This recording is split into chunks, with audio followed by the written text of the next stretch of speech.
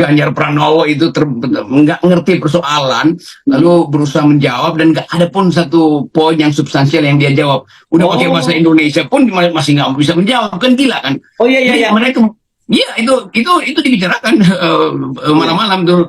Mereka bertanya ke saya tuh. Ya itu memang ramai banget. Coba kita tonton sebentar ya. Memang itu viral banget. Tapi ini saya tahu ini forumnya itu di CSIS kan memang ya, undang 3 calon presiden itu ya, Anies, Ganjar. Kalau saya nggak tahu Pak Prabowo katanya belum tampil ya. Dan memang itu diundang para duta besar dari beberapa negara sahabat gitu. Dan saya kira memang di sini justru forum semacam ini kita akan membuktikan seperti apa sih kualitas dari para calon presiden ini. Kita tonton sebentar ya, Bung Rocky yang And before putting a question, allow me to express my sincere appreciation for your receiving our emperor when His Majesty visited the Borobudur Temple. Your gesture was very much appreciated. My question is rather abstract, but what kind of changes you're going to bring about your foreign policy compared with the existing foreign policy under President Joko Widodo? Of course, within the framework of free and active foreign policy, a lot of things will continue.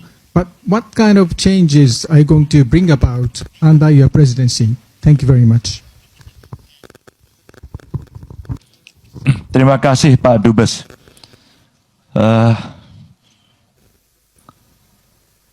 Kaisar Bapak ternyata ramah sekali. Saya mengantarkan Kaisar melihat candi, dan dulu kami dikasih tahu Pak Dubes, nanti tidak boleh salaman. Padahal kami ingin salaman. Kami ingin jabat tangan dengan Kaisar.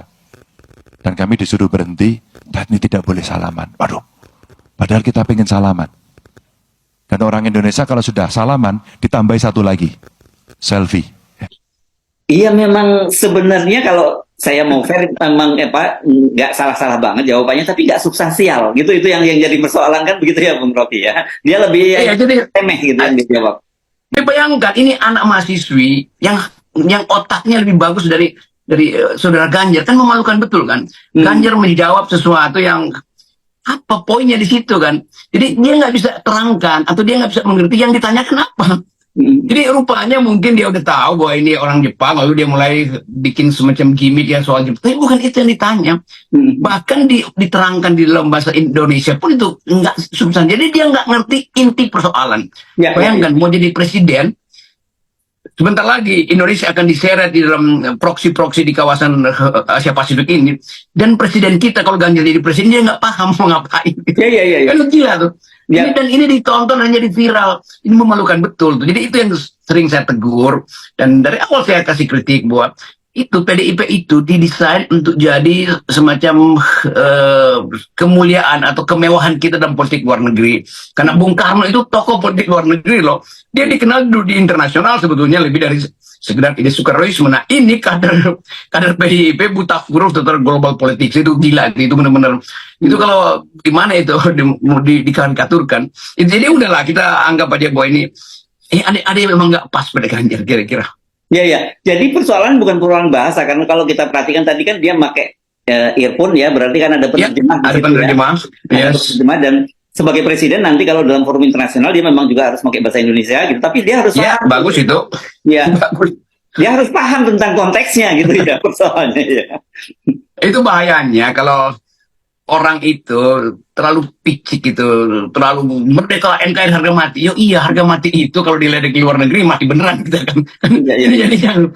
Jadi konyol, tapi udahlah itu pelajaran buat Pak Ganjar supaya belajar lebih banyak, kira-kira begitu. Ya.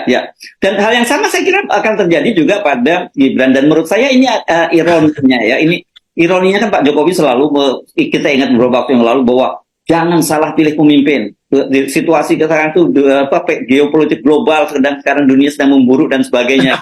Dan saya kira ini semua cuma retorika kosong belaka yang disampaikan gitu, karena kan Ganjar ini kita tahu tadinya juga yang digadang-gadang jadi the next Jokowi kan begitu.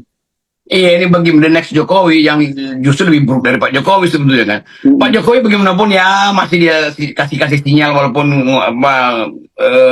nyontek di laptop. Ini bahaya betul nih Ganjar ini, dan kita akan diperlihatkan pada dunia internasional. Majalah Times sedang mengintai Indonesia, majalah-majalah Eropa juga sedang mengintai. Ini ada kasus baru begini bahwa Indonesia buta huruf terhadap global politics. Bukan sekedar buta huruf, tidak paham pertanyaan inti yang disampaikan oleh wartawan asing gitu kan. Itu dasarnya tuh. Jadi berbahaya betul bagi kita bangsa besar ini, tetapi pengetahuannya sangat kerdil dari pemimpin-pemimpin ini. Ya oke. Nah tapi sebenarnya kalau kita tadi Anda menyinggung anak semester 3 pun dan ini kan bagaimanapun juga namanya Jember ini kan di ujung timur lah, termasuk dari Jawa Timur begitu ya, di ujung timur Pulau Jawa pun sebenarnya dalam geopolitik global gitu dengan borderless karena adanya internet dan sebagainya, sebenarnya semua mereka aware gitu ya. Jadi sebenarnya apa yang mereka kerjakan selama ini para pemimpin-pemimpin itu gitu, mereka nggak belajar dan nggak mengerjakan pekerjaan rumah mereka gitu. Ini mungkin mereka bertanya, kalau Ganjar jadi presiden, apa nasib Indonesia dalam pergaulan internasional? Ini anak semester 3, bukan jurusan HI atau politik atau hukum, jurusan fakultas keguruan dan ilmu pendidikan, kebagian. Coba bayangkan, itu mempersoalkan pengetahuan calon pemimpin negara kita kan. Itu betul-betul merendahkan martabat kita sebagai bangsa. Tapi sekali lagi itu pentingnya pemimpin itu jangan sekedar senyum-senyum di baliho lalu joget-joget di TikTok. Ini dunia menuntut satu konsep dasar yang memungkinkan orang percaya bahwa dia bisa memimpin ide-ide besar dunia tuh, environmental ethics, global security itu, financial economics tuh. Kan ini hal-hal yang semua ada di koran setiap hari itu dibahas. Kok bisa hal yang sepele itu, yang se-elementer itu nggak bisa diterangkan oleh saudara Ganjar? Itu kita mesti tegur dengan keras. Karena jangan sampai misalnya, oke, dia terpilih misalnya, tetapi kita tahu, loh kok ini nggak ada kapasitas ya? Sama seperti Gibran itu. Gibran nggak ada kapasitas karena diselundupkan melalui Mahkamah Konstitusi. Kalau Ganjar langsung kelihatan bahwa memang nggak ada kapasitas. Tapi kalau ini kita bukan soal nasional. Indonesia ini akan masuk dalam persaingan global. Perebutan energi itu, perang energi itu akan terjadi 2 semester ke depan. Indonesia akan jadi tempat untuk diuji siapa yang lebih dahulu jadikan Indonesia sebagai pangkalan militer dari persaingan Cina dan Amerika. Kan banyak betul konsep itu tuh. Jadi terlihat betul bahwa ya memang susah itu. Mau diapain memang ya dangkal sekali. Dan ini kan kemudian mengkonfirmasi apa yang selama ini Anda selalu ingatkan gitu, bahwa nilai seorang calon presiden itu tidak cukup modalnya hanya elektabilitas, dan kita tahu elektabilitas itu bisa dibangun oleh lembaga survei. Itu kan benar-benar bertumpuk konyolnya ini sekarang. Ya itu baru dibuktikan kan. Jadi dia elektabilitas tinggi tapi intelektualnya rendah sekali. Bagaimana nggak ketawa dunia gitu kan. Jadi orang berpikir Indonesia kebiasaan itu menyebar amplop dulu baru disurvei kira-kira begitu kan. Jadi terlihat juga bagaimana lemahnya kalangan surveyor ini yang nggak mau survei elektabilitas seseorang berbasis pada intelektualitasnya tuh. Nggak ada metodologinya bagi mereka. Padahal ini penting banget kan. Walaupun kita tahu bahwa ya nanti akan ada kabinet, ada menteri luar negeri. Iya, tapi menteri luar negeri itu diangkat setelah kabinet dibentuk. Sekarang ini calon presiden yang kita bayangkan kan. Itu intinya tuh.